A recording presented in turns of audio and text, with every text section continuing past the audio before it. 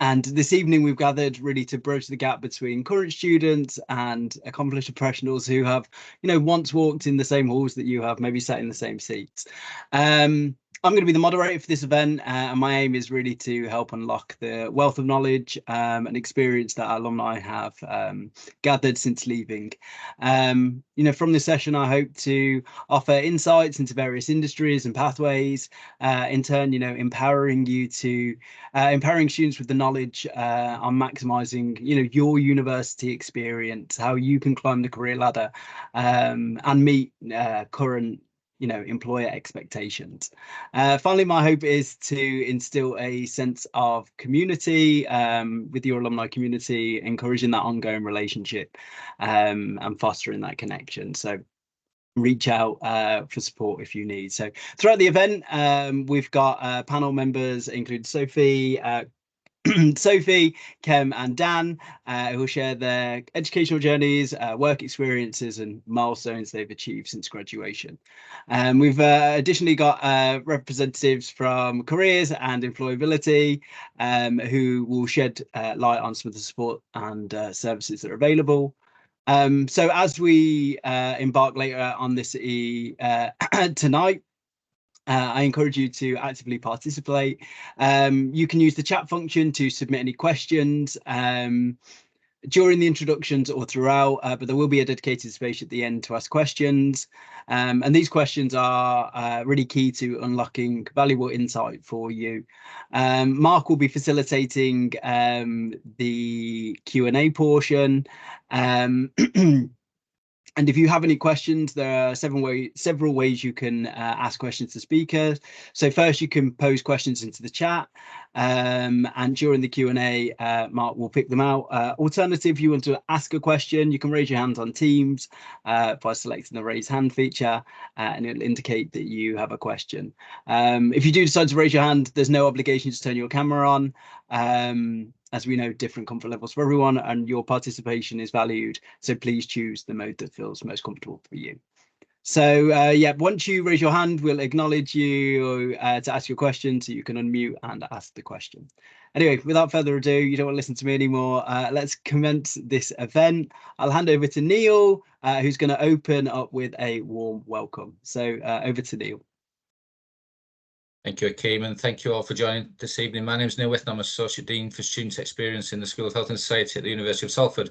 I'm also an alumni of the university, so I've been a student at Salford myself, and I'm a proud alumni, so these events are fantastic. So I'm sure you don't want to listen to me for too long. We've got Sophie, Kem and Dan join us and giving up their time, which is greatly appreciated.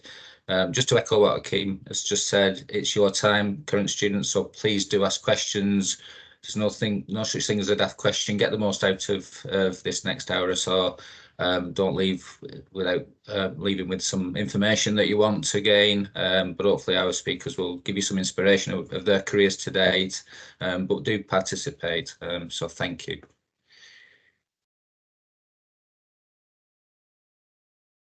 Thank you, Neil. So let's dive into the heart of the event. I'm going to introduce each of our speakers, Sophie, Kem and Dan, and then we'll go back to Sophie and she can tell us about her journey since university and pathway along the way. Neil, have you got something? Sorry. Is it worth just introducing the other colleagues in the room? Yeah, so I was just about to say, yeah, before we do that, I'll just go around and introduce everyone else on the call. So starting in my left-hand corner, Mark, do you want to go first? Yeah, no problem. So my name's Mark. I'm the programme leader for sports science, and I will be asking our three alumni the questions later on in this session. Thank you, Mark. Neil, do you want to introduce yourself? I have done already. Oh, yeah, sorry. I was going around in order. Steve, do you want to go next? Hi, everyone. I'm Steve Atkins. I'm Director of Psychology and Sport. Kathy. Hello, everybody. I'm Kathy, Employability Advisor in the school supporting sport programmes. Thank you very much. Denise. Yeah, hi, I'm Denise Walker. I'm one of the careers consultants with the Careers and Enterprise team, and I'm linked to the School of Health and Society. And then speakers, Sophie. Hi, yes, so I'm Sophie. I'm a teacher of PE at Oasis Academy, Media City. I graduated Salford back in 2021. Thank you. Kem? Hey, you guys. I'm Kem. I am S&C over at Middlesex and Sunrisers Cricket. Thanks, Kem. And finally, Dan. Hi, I'm Dan. I'm the under-21s performance analyst at Blackburn Rovers and under-19 analyst for Iceland's youth teams. You. Awesome. So, Sophie, do you want to tell us a little bit about your time at Salford and your pathway to where you got to now? Absolutely. I do have some slides. I don't know whether somebody's got them to share, or I don't really know how to do that from my end.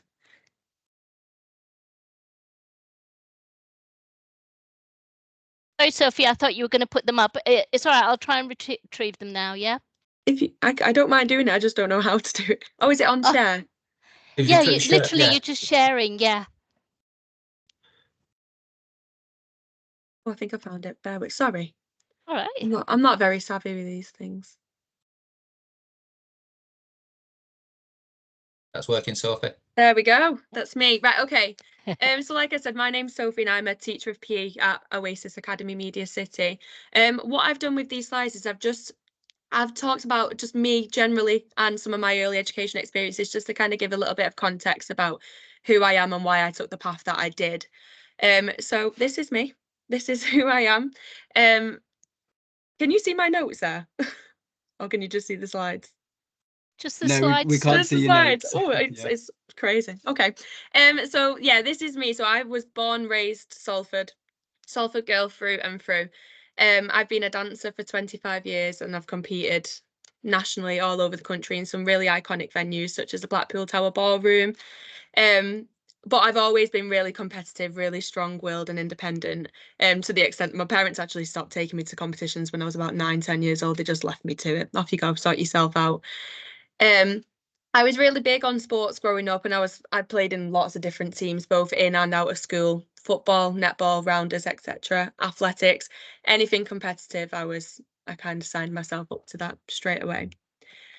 My early education, so I actually attended the Albion High School in Salford, which is just around the corner from Salford University. At the time, it was one of the lowest ranking schools in the country.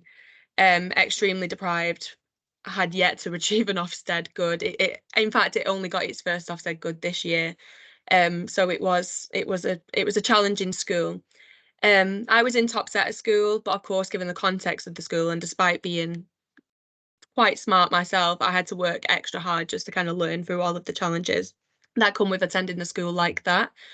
I was one of those pupils maybe that got the talks a little bit too much at every parents' evening, and I maybe had a little bit too much to say sometimes, maybe a little bit of a bad attitude. But yeah, despite all of that, I knew early on in high school that a career in teaching was always going to be something that I would maybe be interested in. So like I said, I always had that love for sport and being competitive. I was on all of the school teams and did as many events as I possibly could at sports day every year. And I just loved the relationships that I had with the teachers there. I built so many amazing relationships with teachers, but specifically my PE teacher. And it wasn't just we didn't just get on in sport. It was, we had other things in common, and he was just somebody that was there for me and somebody that could mentor me throughout school. But on top of all of that, I just generally loved the environment of being in school, going into school every day, doing 6 hours, seeing my friends, messing around in lessons, and just, yeah. I always kind of thought, how amazing would it be to just do that every single day, like get paid to go to school every single day. Obviously, little did I know that it's not all it was cracked up to be at the time. But in school, I had weaknesses, and surprisingly, some of those weaknesses were maths and science. Science was a huge weakness for me. I actually didn't do very well in my GCSEs when it came to science. I got, I think, an E in my science exams, but I got an A star in the coursework, and it kind of leveled me out to a C. So I did okay in that sense, but it was definitely not one of my strong suits. Leaving school, I left school with a D star in sport, an A in English, C in maths and a C in science, a B in English literature, but everything else was a C. So it was pretty average grades. I wasn't anything extraordinary, but I did okay. Obviously when I saw that I passed my science and my maths, I was over the moon with that. I was really, really impressed. The same day I went and enrolled at Pendleton College, also in Salford. I went with the intention of doing A levels, but I was rejected because I didn't have enough B's and A's. So on the day I had to kind of change everything that I'd planned throughout the last year. So obviously that was a bit of a knock, and I didn't feel great about myself. I didn't feel confident in what I was doing. But I did choose sport because obviously I knew that I wanted to go down that teaching pathway. So I did BTEC sport at Pendleton College alongside a Spanish course as well. And I actually found whilst doing that I found the assignments much easier than I think I would have found the A-level exams. And I'm really conscious of that now when I speak to my students in school about what they might want to do when they're a little bit older as well. But I didn't actually enjoy college. I can't really put my finger on what it was, but I didn't enjoy being there. The same way that I loved school, I didn't have that same love when I was in college. So I think when it came to my second year and towards the back end of that year, I actually had doubts about what it was I wanted to do, whether or not I actually wanted to stay in education. Did I want to go to university? Would I be able to cope with university? Because I wasn't so sure about college. I decided just to take a little bit of a break and think things through. Is it what I want to do? Is there maybe something else I could do that I would be happy in? So I actually had an interview with Thomas Cook back in March 2015, and I was offered a job as a destination representative later on that day. College told me that I could officially leave on the 28th of May at the very earliest, presuming I had finished all of my work, all of my assignments, etc. So that's exactly what I did. I got all of my work done, finished on the 28th, and I flew out for my first season when I was 18. So Thomas Cook didn't actually reveal where you were ever going until like the month before you were due to fly out, and even then you weren't told the resort until you got to the airport that you had just landed in. So my first season, bear in mind I was very, very young, I'd flew by myself, landed in Dalaman, Turkey. Once I got to the airport, I was kind of ushered onto a coach, and I had to ask the driver, who didn't speak very much English. I was like, excuse me, where are we going? I actually had no idea where I was going to be living for that next year. But I did spend the next 6 months living in Marmaris and working with Thomas Cook, and I matured so much out there and learned so much about myself. Obviously, being 18, I was the youngest Thomas Cook rep employed by the UK group at the time. I was living by myself, having to make new friends who were much older than me, much more experienced than me. And as corny as it sounds, I think coming home from that season, I was an adult after that. I did learn so much. My second season, I was in Almeria, mainland Spain, and I was really, really happy with this destination. It'd been somewhere that I'd been before and I knew, and I was still developing and learning that Spanish that I was doing at college as well. This season was very different to Marmaris. The nearest Thomas Cook rep was about an hour away from me, so I was very much by myself. And although I lived in an all-inclusive hotel during this season, the staff were really, really kind to me, and they would always invite me out on day trips, etc. And because of this, my Spanish came on leaps and bounds as well. And a couple of months in, I was talking back and understanding, and I still use my Spanish now in school. I'm used for cover up in NFL all the time. Yeah, towards the back end of that season, I lost my auntie quite young to cystic fibrosis, so I flew home a little bit earlier, and at the time my nana wasn't very well either, so I kind of I toyed with the idea of going back, but I realised maybe that my time was up abroad, but maybe I could pursue a career in travel in the UK. At this point, I was kind of happy with travel. I was enjoying working in travel, and I'd gone off the idea of university and sport and PE and being a teacher because I was quite happy just doing what I was doing. So I came home and I applied for a job with Jet2 at Manchester Airport.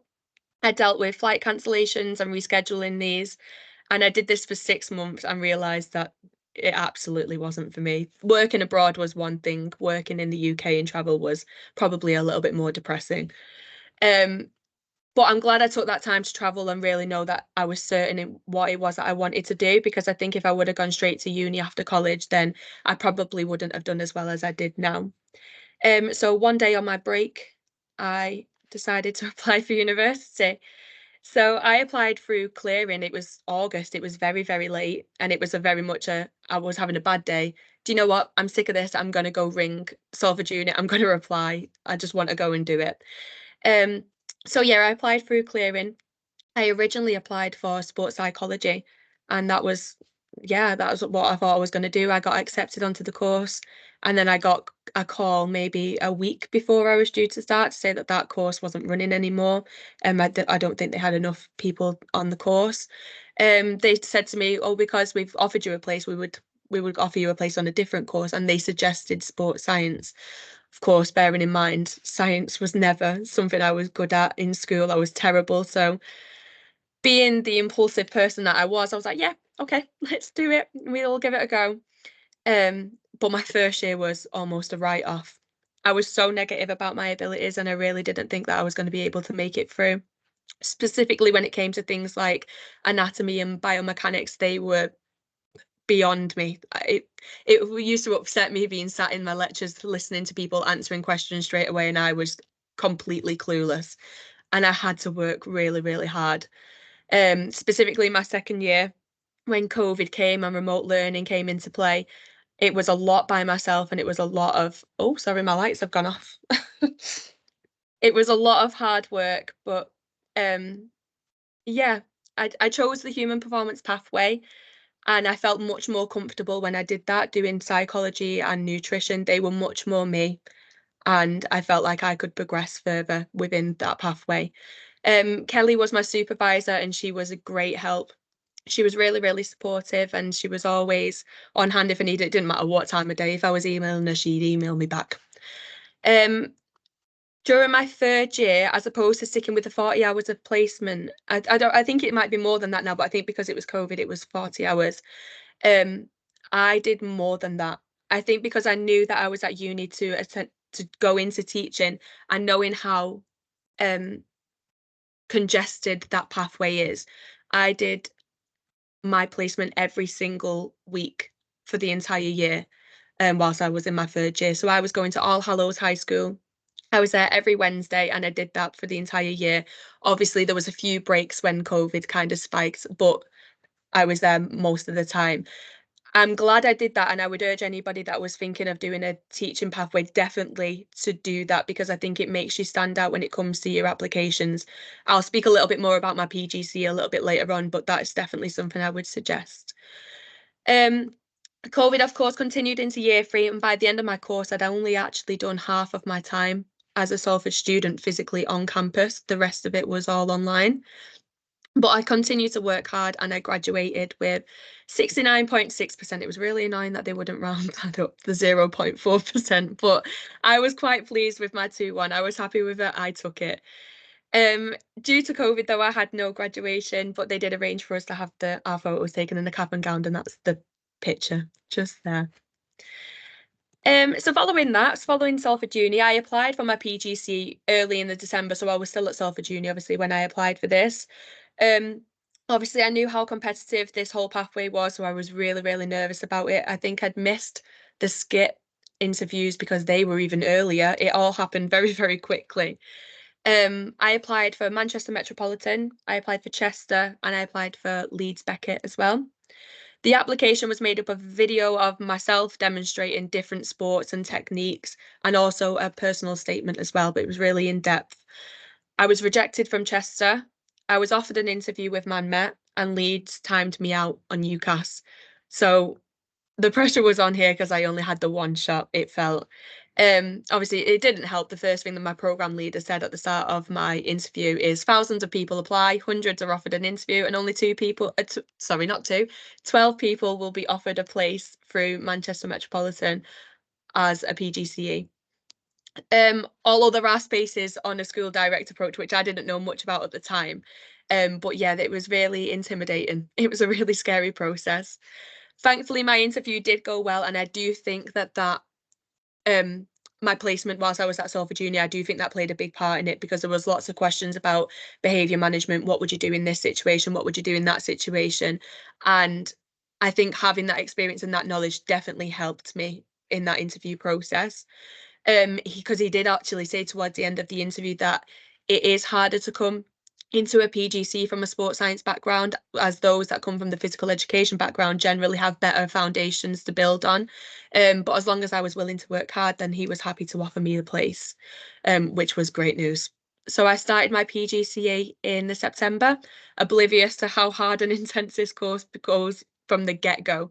My first day, I left covered in sweat with a to-do list. I think it was about 3 A4 pages long. It was ridiculous.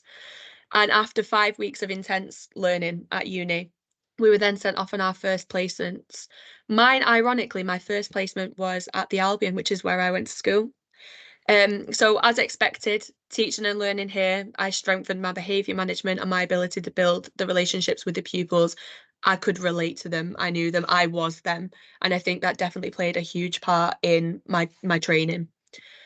It kind of felt like that was where I was supposed to be. Without going on to my placement B, I kind of knew that that was where I needed to be. My second placement was a complete contrast. They do this on purpose. They want you to see different schools. I started at Wilmslow High School in the February, which was very, very different. I learned how to really teach there. They really were great at teaching, and they were really great at mentoring me and making sure that I was confident in my teaching.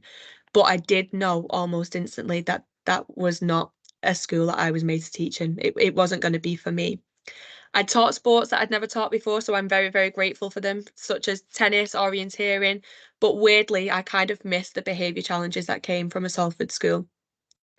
So I started applying for the jobs in the March, which is, again, an intense process. There's no CV needed in a teaching application. It's almost like an individual personal statement for every single job that you apply for. If you do it well, it's going to take on average 2 to 3 hours, and you need to do it well, or else you're not going to get offered an interview. And annoyingly, they don't get back to you if you've not been selected for an interview. It's just 2 to 3 hours wasted. So I applied for roughly 10 jobs. I had my first interview at the end of March and was unsuccessful in that one. And I had my second interview at the beginning of April with Oasis Academy. The interview invite is usually emailed out around 2 to 3 days before the interview. You don't get much time before then. And in this email, they provide you with the class, their ability, and also a lesson objective. The interview process then includes a 25-minute lesson at the very start of the day. The interviewees can then send home the applicants after that process if they think they're not going to be right for the role. So I did a 25-minute lesson on basketball, focusing on possession, and then thankfully I was asked to stay for an interview. I highlighted my strengths, specifically coming from that sports science background, and my dance background as well. This was something that the school were really interested in. They'd just started a new spec with their BTEC sport, but also they were really keen on people that could teach science as well. So that I think that definitely worked in my favour coming from that sports science background. And also my dance, they were wanting to introduce a BTEC dance course as well. So I think that all of those things made me stand out within that interview. And then thankfully I was offered the job later that evening. So life since then, this is me now. So here's just a few pictures. I started obviously in the September. I was given when I first started 11.1, so that's the top set form, which was quite scary. It was quite intimidating to be given such a big form that had so much potential. But we instantly hit it off. I supported them in their college applications, and I was always available if they needed to talk, if they wanted to cry, supported them with their exam preps, and I was there to wave them off at prom and their results day. So that top middle photo with the emojis, that shows me with some of the girls that were in my form. They were actually invited into school early that day for breakfast with the principal, and they each opened their letters in the principal's office and unveiled 9s across the board. It was just 9, 9, 9, 9. And I cried like a baby. I was like a proud mum. But this is why I got into teaching, for kids from the same area as me, growing up with the same challenges as me, beating the stigma and just smashing life. That's just all I've ever wanted. And I've always wanted to build those relationships with those kids like that. This year feels like a fresh start. I've got a new year 7 form, and they are a little bit feral. They are wild, I'm not going to lie. But I'm seeing them as my new challenge. So they're mine to mould, and hopefully 4 years from now, they'll understand my tough love and they'll appreciate all the support and care that I'm going to give them over the years. So right now I'm teaching both PE and science, but who would have thought that? I wish I could tell my science teacher what I'm up to now, because I bet he wouldn't believe me, actually. I'm hoping obviously to start that BTEC dance course within the next few years, and I'm going to be leading on that on my own.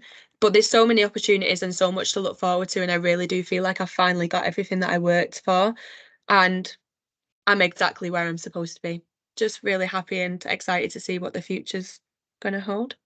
I have put some contact details there just in case anybody wanted to contact, if they wanted any help with applications for PGCEs or any information on that or what that might look like, then I'm happy to help. But yeah, that's me. Thanks, Sophie. We'll share the contact details around afterwards. Kem, do you wait there, how do I stop sharing? Can I do it? Do you do it?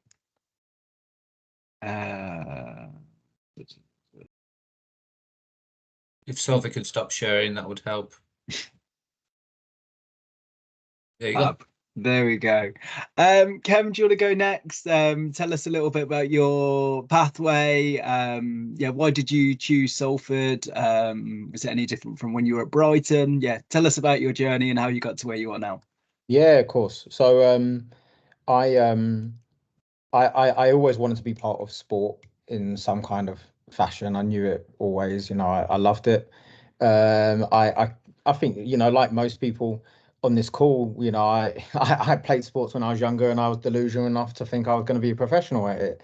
No, I absolutely loved it. And when it actually comes down to it, you start realizing it's not, well, for some people it is, but actually it's like it's the camaraderie, it's a team aspect of everything. It's being part of, you know, something bigger than yourself. And I knew that I wanted to be part of a team, and that's what I wanted to do. So I did my undergrad at Brighton, and I found it very difficult. I think, you know, like a lot of people here, a lot of the stuff on that the Brighton course was built around was around kind of long distance athletes, and a lot of stuff which is great, but it wasn't stuff which I really bought into. So but towards the end of the my time there, someone from Arsenal came in and gave a talk, and that's it. I was hooked. I was like, yeah, no, you know what, strength and conditioning, love the sound of it. That's what I want to do.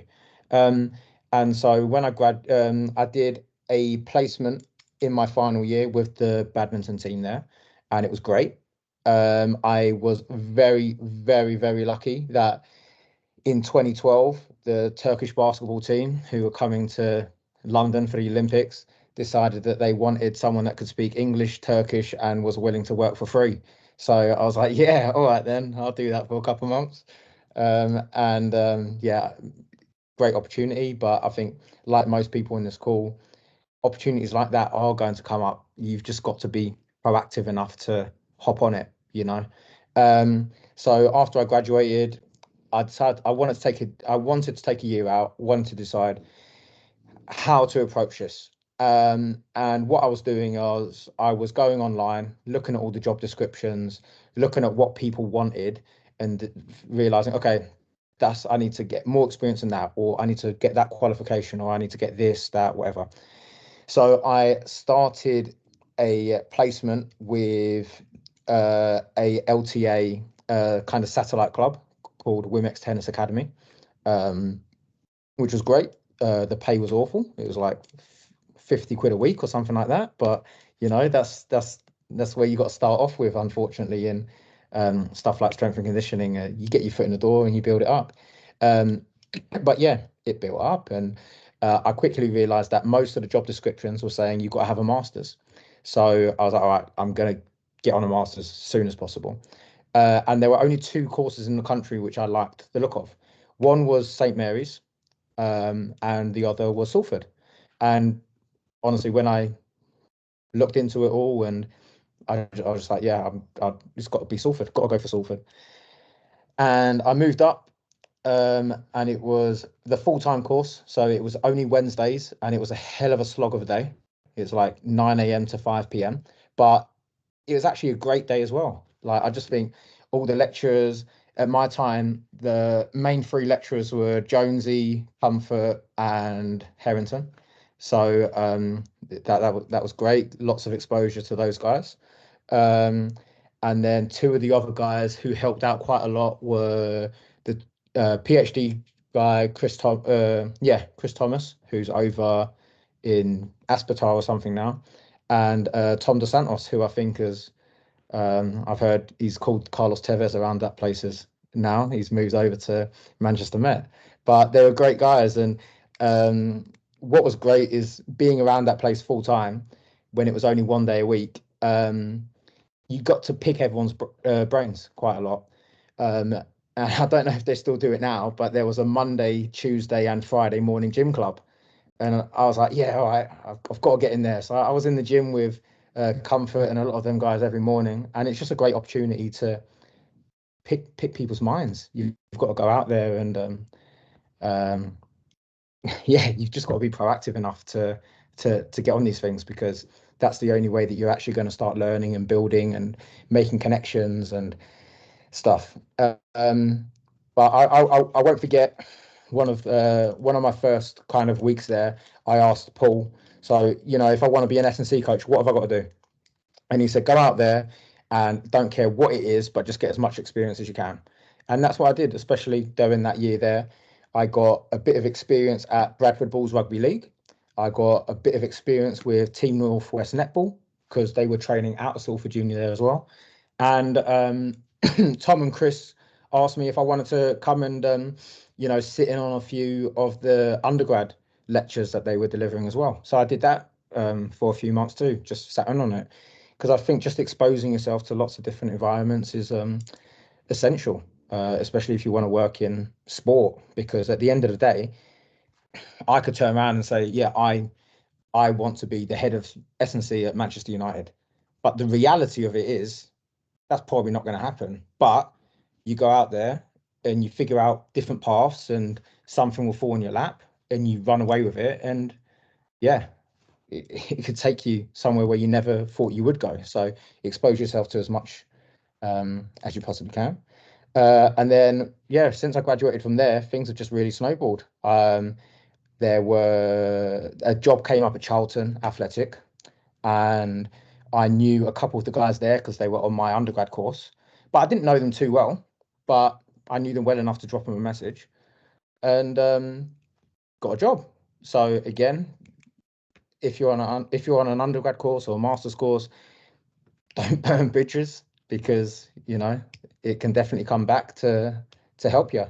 At Charlton for 3-4 years, opportunity came to lead the first team at Colchester United.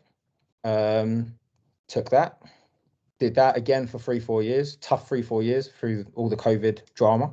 And then West Ham Women, which very different, but still football. And that was a lot of fun for, again, the last 3-4 years. And last week I started my new job at Middlesex and Sunrisers Cricket. So yeah. Awesome. Thank you, Kem. And finally, Dan, do you want to tell us about a little bit about your pathway and your current role? Yeah, I actually have some slides as well, because I suppose it's better than looking at my face. Share. That's true.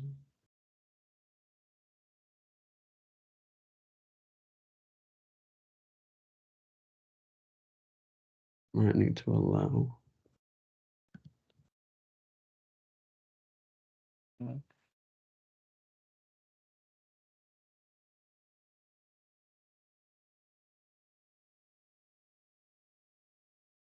not sure if it's sharing them. I can talk anyway. So yeah, I'm the under-21 performance analyst at Blackburn Rovers and the under-19 performance analyst with Iceland. I suppose it's probably best for a little bit of context to go back to the start for me, just in terms of why I went to Salford University and why I ended up doing what I do now. So yeah, from the age of 6 to 16, I was an academy footballer for Preston North End. There's a kind of a running theme here about rejection and not quite being good enough. So at the age of 16, I was told I wasn't good enough to be a youth team footballer at Preston North End, and then went on to join Morecambe, my kind of local team. So fulfilled a youth team scholarship there from the age of 16 to 18. as I mentioned there, with the running theme of being rejected again, wasn't good enough to be a professional footballer there. And I think Cam alluded to that in his as well. We all kind of start out on a journey to wanting to be a footballer or wanting to be an athlete in some way, and then it rudely gets cut out. So I kind of was been on a journey ever since that, kind of really just to kind of stay in football. Football's always been my kind of passion and my desire ever since I've been young. So kind of after the youth team scholarship at Morecambe, I was asked to join Morecambe's academy as a coach. Morecambe set up a Category 3 academy. They'd had a lot of players pinched at Category 4 level from the bigger clubs, so I went to set up a Category 3 academy and push people through. So I did that for the next 3 years. Within that, I did my FA Level 2, I did the FA Youth Award, and I did my UEFA B licence, which the club paid for as well. All alongside trying to figure out what I really wanted to do. So obviously after dropping out of football, people just kind of solely think that you'll become a coach and get engrossed in it that way. I think along that kind of journey, I realised to myself that I didn't have the passion or the kind of fire in the belly to deliver to the players. Coaching wasn't massively for me, but there was something still within football that I wanted to do. And speaking to the different people, my college tutors at Lancaster and Morecambe College at the time, head of coaching within the academy at Morecambe as well, and they said I have a real eye for detail. My brother's an IT technician as well, so he's a little bit of a whiz in terms of computer and technology, and if things are going wrong, he's the first person that we ring. So I kind of fell into that kind of trap as well with that, if that makes sense. So yeah, we kind of came up with the concept that I wanted to be in football. Football was my passion, it was my desire, it was something I wanted to be involved in full time, but what does that look like? And I think Cam alluded to it before in terms of when you know what you want to do and you can set kind of goals and pathways in order to get there. So I think that kind of leads me on to joining Salford University. And within that, I knew I wanted to become an analyst. I'd kind of been through that journey, as I mentioned before, through the playing, through the coaching. So I knew what I wanted to do. I'd checked LinkedIn for the analysts' roles that people were doing. I'd seen what experience they had. I'd seen what qualifications they had that I didn't. I'd seen the experience in which they gained and how they'd gone about it. I'd checked job descriptions, listened to podcasts, tried to network with people. And just seeing kind of what they had that I didn't, and talking to other people, I suppose you kind of get a real gist around what's expected to be an analyst at the time, what's needed, what things that I might have in terms of coaching qualifications that might stand me out, but then what I don't have would be, I suppose, a degree, which was always a prerequisite in all of it. So yeah, I joined Salford University in 2020. We did 18 months, I suppose, online through COVID. Was expertly delivered through Zooms and through Teams, quite a lot of it, and then the last 18 months was in campus.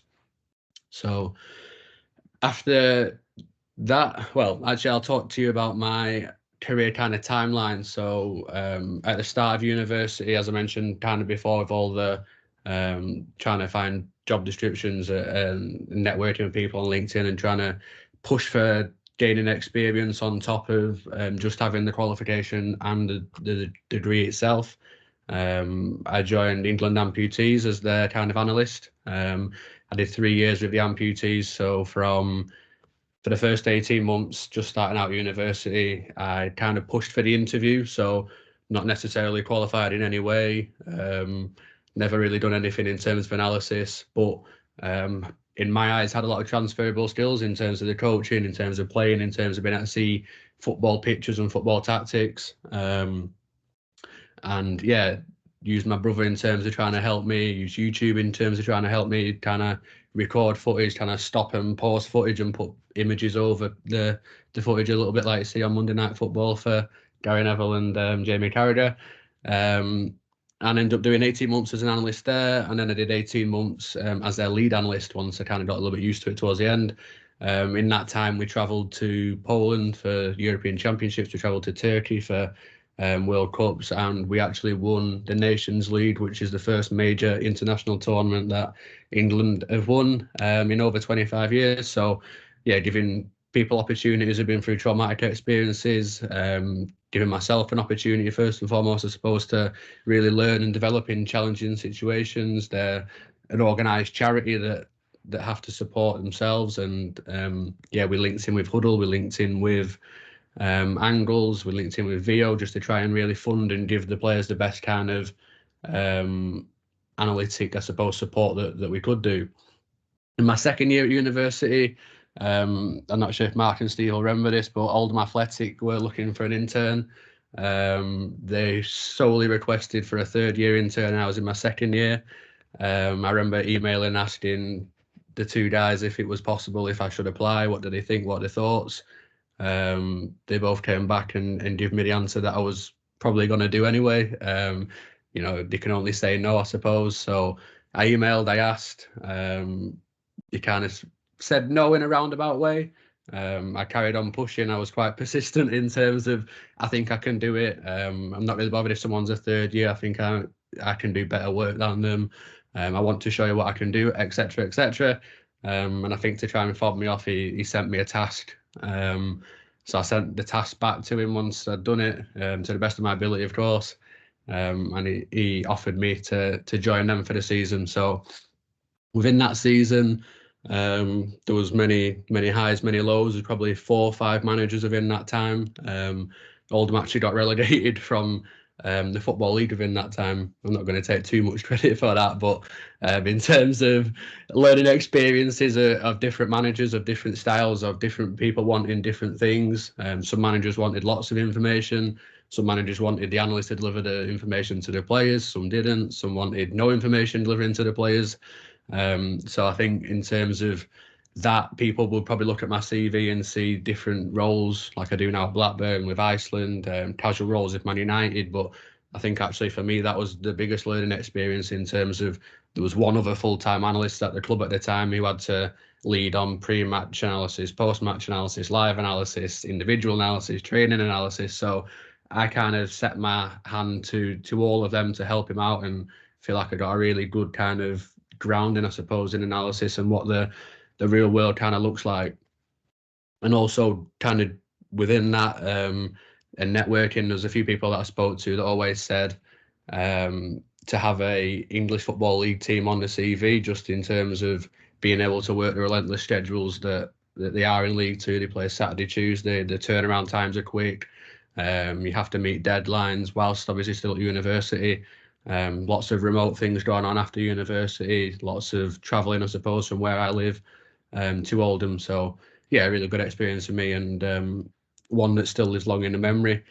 In my third year at university, I joined Man United, and that was, again, you know, largely thanks to Mark. I remember emailing Mark and seeing what I could kind of come up with for my third year at university. And we spoke about Salford.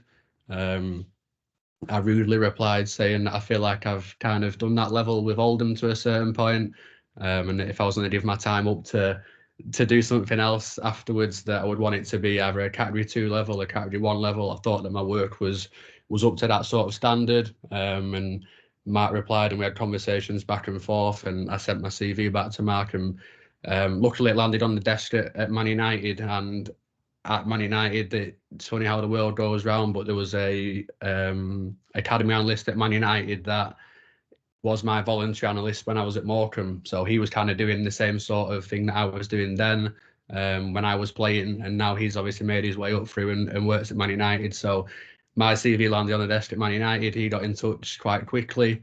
I had an interview there and I joined there. So yeah, really small world, but again, probably comes with me being a little bit niggly, a little bit pushy, trying to get the best experiences. And within that, there was lots. There was overnight stays, I suppose. We've done the 21s away at Chelsea. There was opportunities to film the under 21s at Old Trafford in the Premier League International Cup. I was the first casual member of staff that they sent over to on tour with the footballers. So I went to Hungary to do the Kiraya Cup with the under 11s. And was trusted to do that. So I kind of got my work to a point whereby it was paid hourly, I suppose, at that level in my third year at university. Adding on to that, I suppose at the end, I probably looking back, bit off a little bit more than I can chew in terms of trying to get loads of things in. There was a message on, or a post actually on LinkedIn about a youth team or youth national team needing someone from March in England who had the time, who had the experience to do it. Looking back, I probably didn't have the time. Maybe not, I suppose, had the experience to really lead on the kind of national team level, but I applied, I did it, I went through the interview processes, again pushed for that, got down to it, and then actually got offered the role. So I met the under-19s of Iceland at St George's Park to do the European Championship qualifiers, and then obviously within that it's a bit of a jump, it's a bit of the unknown, but actually it turns out to be probably one of the best environments that I've been in. We actually, one team qualified, for a bit of context, for the European Championships in Malta, and we had England, Hungary and Turkey within our group. Bear in mind, England would be the hosts and the actual holders. Long story short, we beat England 1-0 at Rotherham in front of 5,000 people, and we went through to qualify for the European Championships for the first time in Iceland's history. There's absolutely no credit to be took there, but what I think the message is from that is that obviously throw yourself into things. You never kind of know what they would be about, what experiences you would get. I still keep in touch with that group now. I went out to the last European Championship qualifiers with them in Orléans in France, and we tragically got beaten in the 89th minute to France. So I still, as I say, still go out with them, still see them, still speak to them. And actually there's a role a little bit later on which I'll speak about, which has come from that sort of scenario too. Going on to now, so now I'm the 21's Performance Analyst at Blackburn Rovers. Had kind of a busy summer with obviously the finishing the academy stuff at Man United, the international window, travelling with Iceland, and then looking to kind of apply for jobs as well. So yeah, applied for the role at Blackburn Rovers, went through 2 interview processes in order to get that, and I suppose essentially lead on all the analytical provision for the professional phase footballers there. Looking at transitioning the footballers really young, I suppose, into the first team. So this year we've had Rory Finneran, he's 15 years and probably 260 something days, I suppose, and he's played for the first team. So Blackburn are a club that are known to really push footballers into the first team at young ages, and part of my job is to help the transition of them footballers and help them understand, I suppose, the playing philosophies and the way which the manager wants to take it, and really support them in doing that. Another task, I suppose, which we've been given at Blackburn is to try and make quite a lot of things player-led. So it's all well and good knowing what I understand, what the coaches understand, but what do the players actually see? How can they interact with the other players in terms of what they deliver and what they show? So that's kind of been put forward. We deliver individual meetings, we deliver unit meetings, and obviously team meetings as well. So yeah, a real big push, I suppose, at Blackburn to do them player-led stuff. And then, yeah, I suppose a little ad hoc one towards the end. I mentioned the extra role with Iceland. I remember receiving a text probably going back 4, 5, 6 months, and it was off an Icelandic number, and basically it said that they'd spoken to the Icelandic FA and that they needed an analyst because their one had gone to Norway with an old manager, and who did they recommend? So obviously my work with Iceland FA, they recommended me to do the remote work for Breidablik. So Breidablik were the Besta Khalid side who they won the Icelandic Premier League essentially, and qualified for the Europa Conference League. So I remotely supported Breidablik during their Europa Conference League, alongside working at Blackburn. So yeah, real exposure, I suppose, to European football. They played Zorya Luhansk, Maccabi Tel Aviv, Genk, and another club as well along that line. So kind of a real good project for me to look at opposition analysis in the European leagues, and getting that experience as well, although while being really tough, I suppose, having to do it on the way back from long days at work as well. And that is me. Thank you, Dan, for sharing.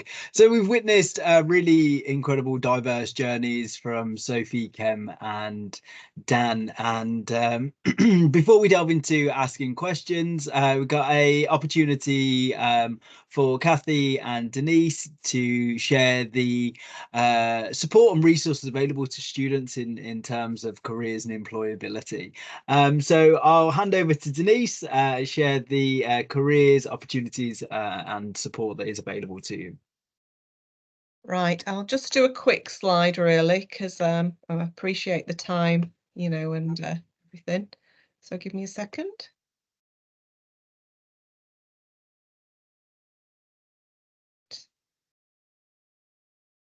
Everybody see that? Yep. Yes. Okay. It's it. Thanks. It's just going to be quick, really. So, yeah, I'm Denise Walker. I'm one of the careers consultants that works within the Careers and Enterprise team. And we're here to support students through their undergraduate, postgraduate courses. And also we have a lifetime guarantee to support students after they leave as well. So alumni, and we do sometimes see people 10, 20 years later deciding to change careers.